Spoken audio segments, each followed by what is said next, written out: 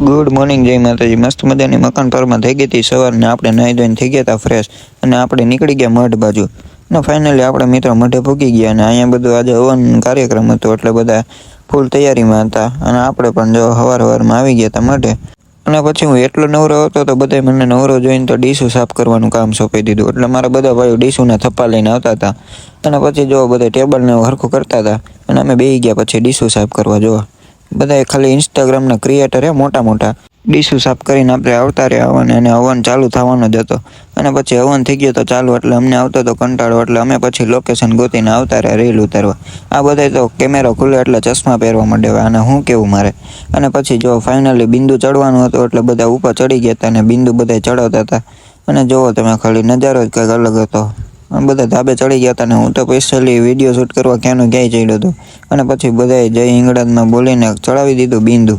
કેવું લાગે જરા કમેન્ટ કરી નાખજો। જોવો ખાલી તમે।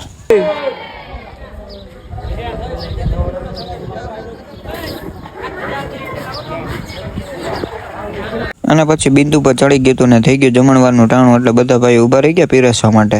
આ બાજુ તો બીજા બધા ઊભા રહ્યા હતા, બધા મોટા મોટા ક્રિએટર, બધા તો આંગળીઓ દેખાડતા હતા। અને પછી હું આવતો રહ્યો હવાને, મારા મમ્મી ને મારા કાકાની બધા બેસી ગયા હતા હવન માટે અને પછી આપણે ફાઇનલી હવન ને એવું બધું કામ થઈ ગયું હતું મકાન પર પૂરું ને પછી આપણે છકડા રિક્ષામાં બેસીને નીકળી ગયા પાછા વાસવડ બાજુ અને આવતો હતી ફૂલ મજા અને એનો અવાજ કંઈક અલગ જ આવતો હતો અને આપણે પૂગી ગયા ઘરે ને મોહિત તો ફોન જોતો જોતો જ હોઈ ગયો।